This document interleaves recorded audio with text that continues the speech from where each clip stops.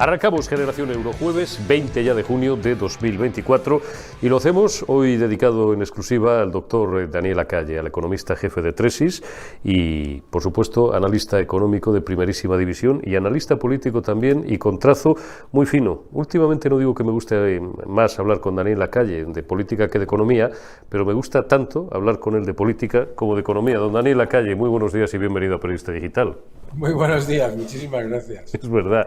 Oye, bueno, cuando nuestros amigos y espectadores recuperen este enlace estaremos ya en jueves 20 a partir de las 9 de la mañana. Por tanto, el día fue ayer, a nuestros efectos hoy, que es cuando estamos grabando. Yo nunca miento en esto, no sea que un día, yo era muy aficionado de pequeño a los tebeos de Asterix y Obelix, no sea que un día digo, el cielo caiga sobre nuestras cabezas, el suelo se hunda bajo nuestros pies y 8 horas después quede completamente anulado todo lo que grabamos. Pero hazme una valoración, porque mientras el Estado se cae a pedazos, o al menos el armazón institucional, no el Estado y mucho menos la nación española, pero el armazón institucional desde un punto de vista, valga la redundancia institucional, está cada día más deteriorado. Bueno, pues como somos muy de fastos y muy de celebraciones en España, que no digo yo que las merezca o las deje de merecer, estamos todavía con la resaca de la fiesta, de los festejos, del 10º aniversario de la coronación del jefe del Estado.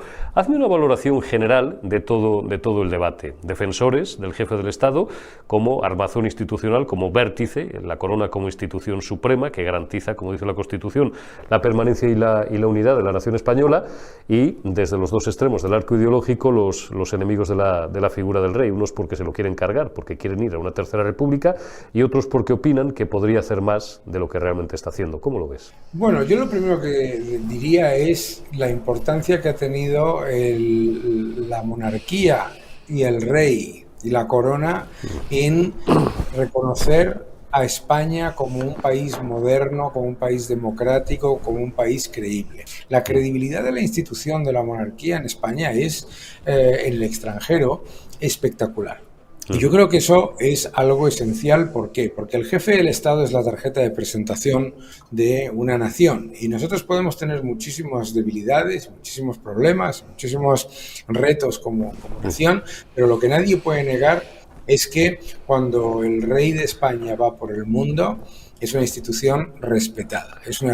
Y luego, pues, hay detractores por el lado de la izquierda y detractores por el lado de la derecha por razones equivocadas, en mi opinión, las dos. La primera, por el lado de la izquierda, que el jefe del Estado es porque se hereda en vez de ser elegido democráticamente, no sé qué, no sé cuánto. Vamos a ver. Las monarquías parlamentarias son las economías más libres del mundo. Si miramos los datos y la realidad de las democracias más consolidadas y más sólidas, son monarquías parlamentarias. La monarquía parlamentaria no convierte al jefe del Estado en un poder heredado. Es una persona que es una institución que representa al Estado, pero que no tiene el poder que los que le critican por el lado de la derecha parece que no quieren entender. O sea, aquí los que le critican por el lado de la derecha le quieren conferir una especie de poderes casi dictatoriales que no solamente no tiene, sino que además no debería ejercer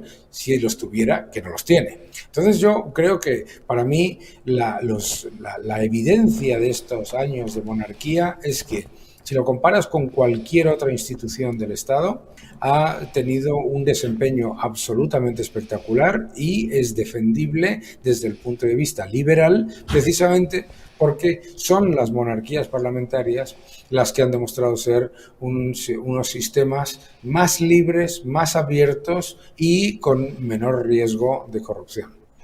Daniel, por ir a asuntos ya un poquito más pegados al terreno, bueno, todo al final es política y todo es lo que vivimos, estoy repasando tu tweet line y veo algunos de los comentarios que subías ayer a tus redes sociales que me resultan interesantes. Por ejemplo, uno en el que contestas a la ministra portavoz del Gobierno, a Pilar Alegría, cuando habla de comunidades como Madrid que suprimen los impuestos a los ricos, el de patrimonio, el de sucesiones.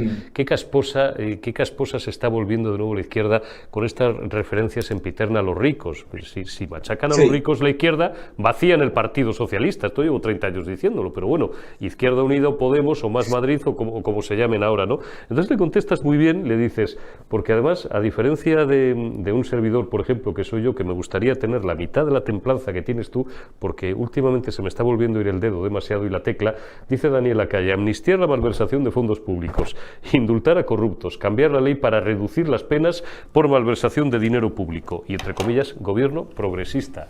Es verdad, a esta gente no hay como ponerles el espejo delante, como en el Calígula de Camus. Serían capaces de romperlo, pero por lo menos se lo ponemos delante, que es nuestra obligación.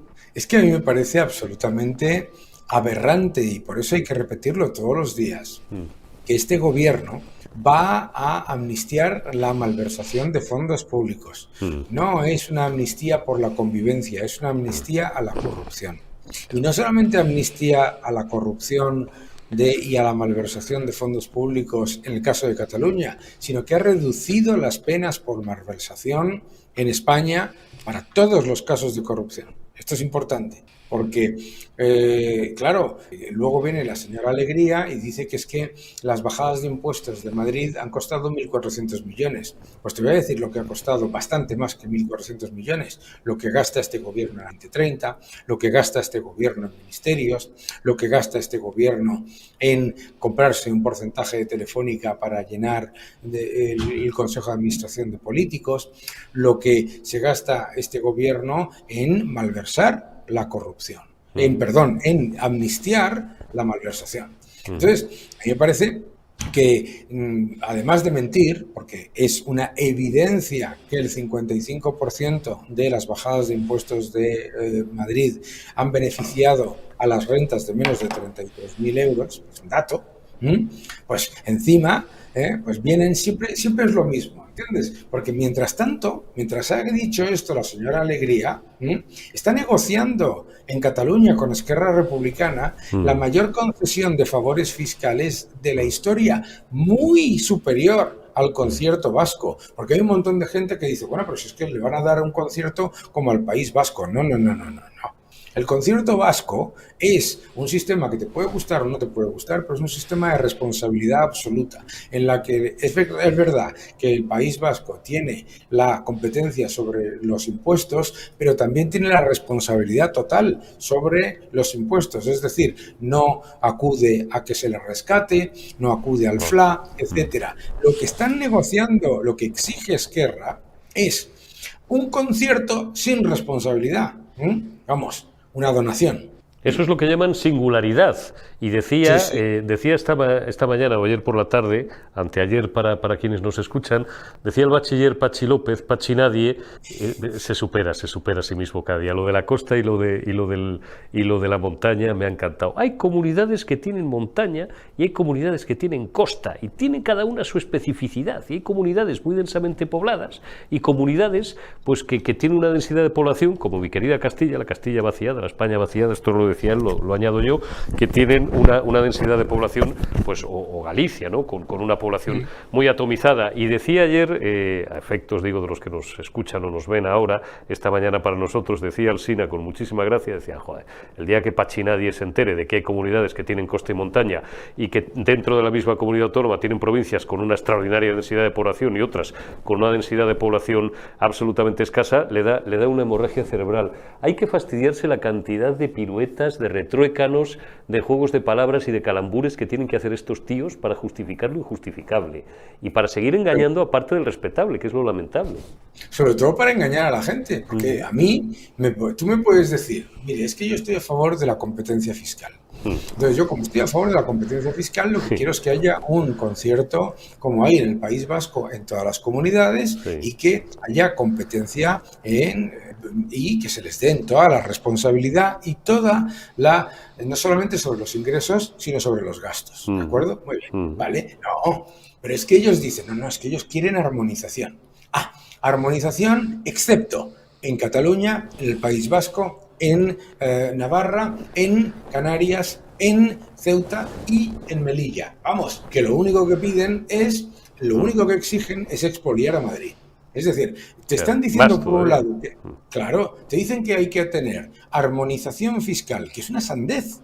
Además, yo es que aceptaría ese argumento, aceptaría el argumento de Pachi López. A ver si se dan cuenta ustedes de que hay comunidades autónomas con mar y comunidades autónomas con montaña. Efectivamente, pues ya que hay comunidades autónomas con muchas diferencias, acepte esas diferencias y deje de intentar imponer a Madrid una fiscalidad mientras le hace favores fiscales a los que son sus socios dualmente, ¿no? Siempre recuerdo el dato, que creo que no es de este ejercicio, es del anterior, pero que seguro que sigue siendo válido, que lo comentaba el otro día con nuestro común amigo, el viceconsejero de Economía de la Comunidad de Madrid, con Daniel, es que hay que repetir hasta como la gota malaya, a ver si cala, que de cada 100 euros que recauda Madrid, solamente 19 se quedan en la Comunidad de Madrid y el resto van a otras comunidades, no siendo la menor de las beneficiadas precisamente la comunidad autónoma catalana, pero ni esto les vale porque creo que les toca en el último reparto 25.000 millones, y ya ha dicho el otro día el prófugo, el cocomocho, el del mocho en la cabeza, que tienen derecho a no menos, eran más de 50.000 las cifras, no sé si eran 51.000 o 53.000, o sea, una maldita salvajada, pero luego no tienen dinero para hospitales, tienen que cerrar los quirófanos por las tardes, tiene que venir, como en tiempos ya de Montoro, tiene que girarles de vez en cuando el Ministerio de Hacienda un talón para que paguen las nóminas de los funcionarios. Pues ¿en qué se gastan el dinero? Es lo que tú dices, la clave es la responsabilidad. Claro, te lo digo yo, en un gasto clientelar absolutamente desproporcionado, y además que, fíjate que antes estábamos hablando de la monarquía. ¿Tú sabes quién gasta mucho más en acción exterior, en esas embajadas que se han inventado, etcétera, etcétera, que lo que cuesta la Casa Real? Cataluña. Claro. Cataluña, claro. Entonces se lo gasta. Se gasta primero, tiene los impuestos más altos. Se lo gasta en aumentar el gasto político, en aumentar todo lo que tiene que ver con el gasto clientelar, y no en servicios, y tiene peores servicios y peor crecimiento. Vamos, es el gran problema de Cataluña, no son los catalanes, ni las empresas catalanas, ni la región, ni las oportunidades que tiene. El problema es que tiene un gobierno extractivo y confiscatorio, y además lo que quiere acordar Illa es precisamente eso. Todo a costa de ser él el presidente, aunque tenga que darle a los independentistas más de lo que conseguirían los independentistas si hubiesen ganado las elecciones. Porque si lo piensa, lo que le exige Esquerra Republicana para hacerle presidente es más de lo que hubiesen conseguido si hubiesen ganado las elecciones los de Esquerra. O sea, el gran valedor y el gran chollo para el independentismo está siendo Illa, ¿no? Así es, así es. Antes de despedirte, Daniel, tengo interés en que me comentes un dato que es reciente, que es de las últimas horas también. España ha perdido 4 posiciones en la lista de los países más competitivos del mundo, según el último ranking de competitividad mundial que elabora cada año la Escuela de Negocios IMD, que sitúa a nuestro país, a España, en el puesto 40, entre un total de 67 economías. Hago así, miro por encima de las gafas, aunque son bifocales. Me parece demoledor el dato, lo que representa la peor posición desde 2013.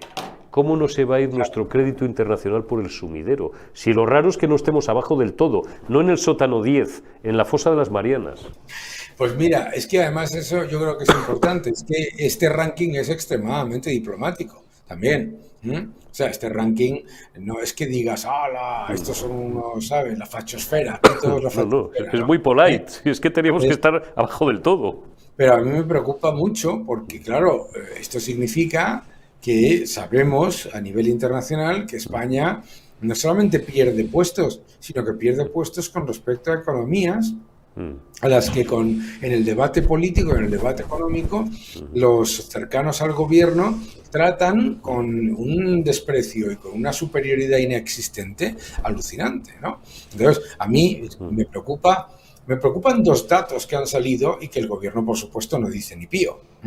El primero es la pérdida de puestos en cuanto al ranking de competitividad, que hace que nuestras empresas sean más débiles y que hacen que nuestra capacidad de recuperarnos sea peor. Pero es que además hemos subido en el ranking fenomenal de riesgo de pobreza de la Unión Europea.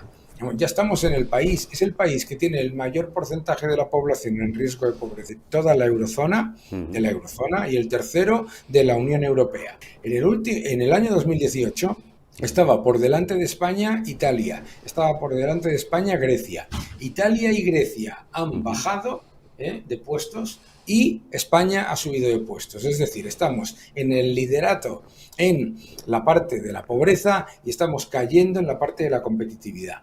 Y hay que tener desvergüenza para ir y felicitar al gobierno por este desempeño absolutamente atroz de la economía, que encima viene en medio del mayor estímulo fiscal y monetario de la historia.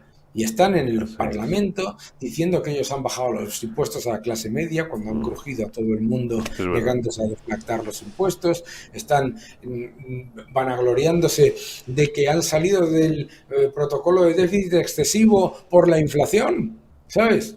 Porque la inflación hace que el déficit sea menor con respecto al PIB nominal. Claro. ¿Se entiende? Pues es que no es ideología, es que son matemáticas. Es que, claro, Sí, estamos creciendo, coño, lo cargan. Yo os escucho diariamente a vosotros y aprendo todos los días, tomo apuntes. Si lo estamos cargando prácticamente todo a deuda. Joder, claro, no como prácticamente todo, no. Todo. O sea, España, si tú miras 2019 y 2024, el aumento del Producto Interior Bruto va a ser más o menos un 3 y pico por ciento, con un aumento de la deuda de 9 puntos, pues eso es, se ha aumentado la deuda en más de 400.000 millones para generar un Producto Interior Bruto de menos de 300.000 millones. Eso es el palmarés al que nos están presentando. Es que es inasumible. No sé si eras tú o era Riera el que me daba el dato hace no muchas semanas de que para generar un euro tenemos que gastar 6. Lo vuelvo a repetir por si la gente no lo ha captado. Para ganar un euro, todos los días tiene usted que salir de casa y gastarse 6 en la comida, en el aparcamiento, en tal. Dices, pues hay un negocio, ¿no? O sea, no, lo que decía, perdona por simplemente de aclarárselo a la gente que nos ve, es que por cada euro de Producto Interior Bruto ha habido un aumento de 6 euros de deuda, ¿de acuerdo?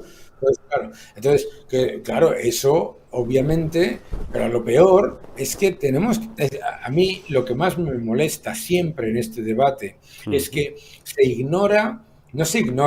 se calla la evidencia de que se ha despilfarrado el mayor estímulo fiscal y monetario de la historia. Es decir, no es que aquí, porque el gobierno inmediatamente dice, no, porque nosotros lo hemos hecho mejor que Rajoy, nosotros lo hemos hecho mejor que Aznar. Primero, lo de Aznar es completamente falso, pero es que Rajoy lidió con una Unión Europea restrictiva. Es que estos señores se han encontrado con el mayor estímulo fiscal y monetario de la historia, con un aumento de deuda permitido por la Unión Europea que jamás se pudo permitir ni Zapatero, ni Rajoy, ni Aznar, y además con un aumento del apoyo por parte del Banco Central Europeo jamás visto en democracia y los fondos Next Generation. Entonces, yo siempre le digo a la gente, tú haz un cálculo, ¿no? Si tú has tenido 400.000 millones de impulso fiscal, 300.000 millones de impulso monetario y 88.000 millones de los fondos Next Generation, hombre, y no sacas 250.000 millones de Producto Interior Bruto, encima dopándolo con gasto público, ¿sabes? Pues, eres inútil.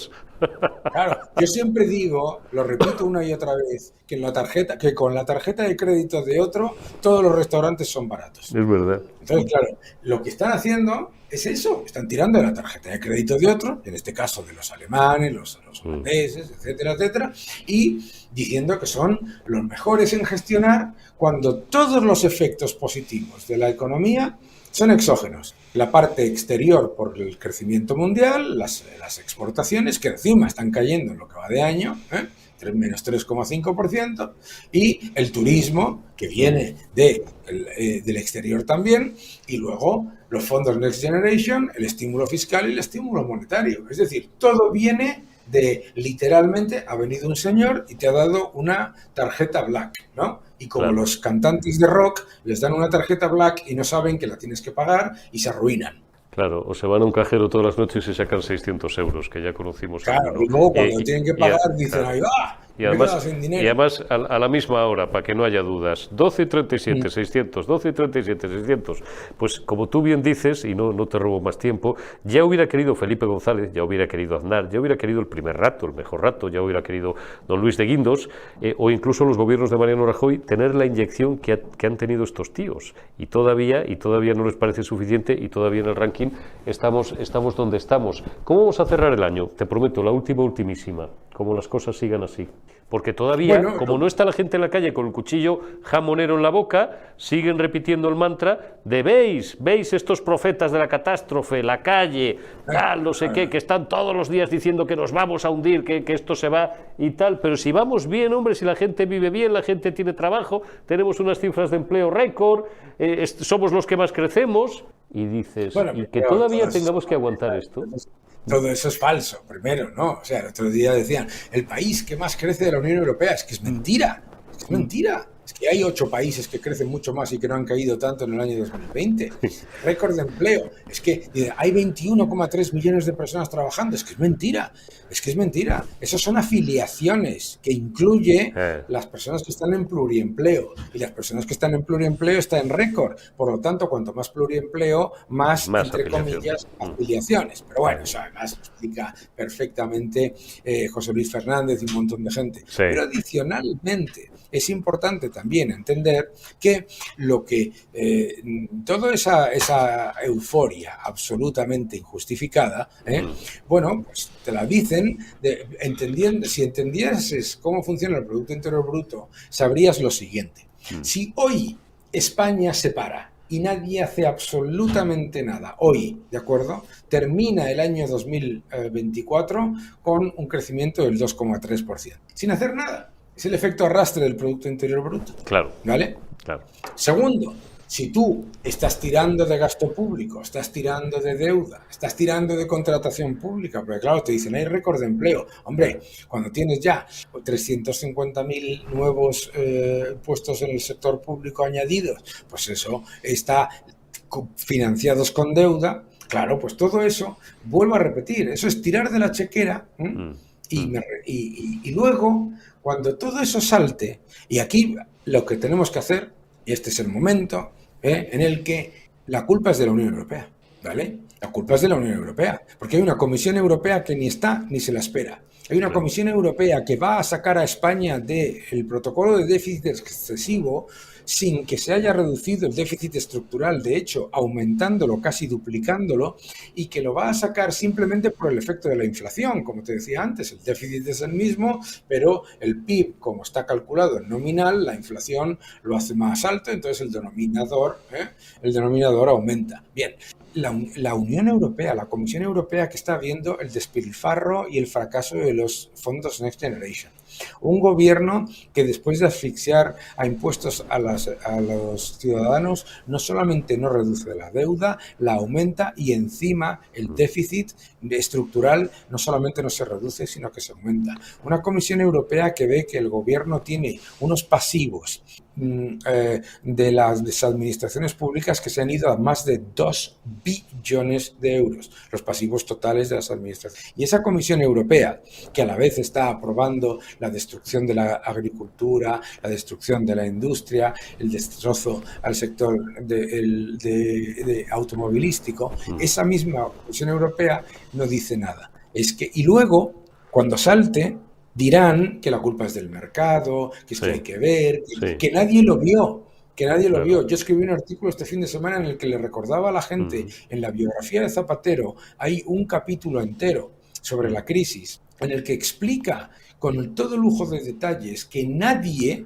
por supuesto no es cierto, que nadie vio la crisis y que todo el mundo le felicitaba por las políticas que se estaban llevando a cabo. Claro, no le falta razón cuando lo que está diciendo al hablar de nadie y de todos es de la Comisión Europea, las grandes empresas, etcétera, no de los analistas independientes, porque además tenía uno en la Moncloa, David Taguas, que para descanse, gran amigo, que no paraba de decirle que pues desequilibrios que se estaban acumulando. Y también le llamaban agorero, también le decían agorero. Así es. Que en paz descanse, qué grande era David. Sí, era un grandísimo economista, es verdad. Yo no tuve la fortuna de conocerlo, pero le tengo perfectamente estudiado por vosotros y porque he leído mucho acerca de él. David Tanguas, que nos dejó hace algunos años. Tuve la santa paciencia la última charla que dio, la última charla pública que dio, la dio conmigo. Al día siguiente se murió. Es que yo estoy, me da además, un impacto emocional. Fueron unas circunstancias dramáticas, así es. Pobre hombre, una persona increíble. Pero lo que quiero decir con eso es mostrarle a la gente que en el gobierno de Zapatero, una persona cercana al Partido Socialista, de hecho, muy cercana al Partido Socialista, por supuesto, era David Taguas, trabajaba con ellos alertando y les advertía. Y los advertía. Y ahora está pasando lo mismo. Ahora se intenta cancelar, cancelar civilmente, profesionalmente, a los que están simplemente diciendo que es una locura tirar constantemente de desequilibrios fiscales y de desequilibrios públicos en un país en el que se ha multiplicado por 4 la deuda de la seguridad social con este gobierno, multiplicado por 4. En un país en el que los pasivos no financiados de la seguridad social son los más altos de toda la Unión Europea, de toda la OCDE, el 500% del PIB, datos de Eurostat.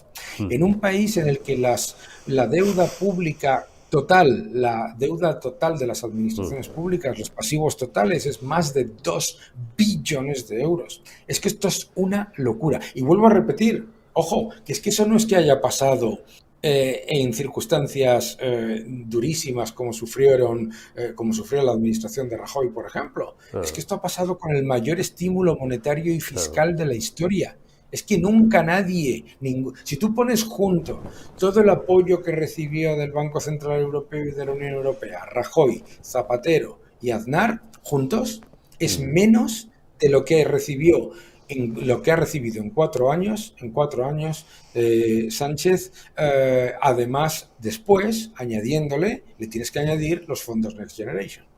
Tuve la santa paciencia y con esto ya te despido, Daniel, de leer efectivamente ese libro hace unos años, las memorias de Zapatero, o así, que diría un clásico, 600 días, que por lo demás tiene un estilo literario que no es malo, con lo cual deduzco que no lo ha escrito él, evidentemente, es mucho mejor desde el punto de vista estilístico y de calidad que los colchones de Irene Lozano, ¿no? Y cuenta todo eso, refiere pues esas anécdotas que fueron tan célebres como ese famoso fin de semana, esa noche en el que Elena Salgado se echó a llorar, dicen, después de un Ecofin, donde la insultaron en varios idiomas y todo lo demás. Lo que no cuenta es, por ejemplo, esa frase que también pasó a la historia cuando Solbes, el hombre que más que ministro decían que era un gran funcionario, no me considero cualificado para valorarle, también que en paz descanse, ni lo voy a hacer, pero Solbes le iba diciendo, mira José Luis, o mira presidente, esto y esto, y la contestación del otro, que fumaba en aquella época, fumaba,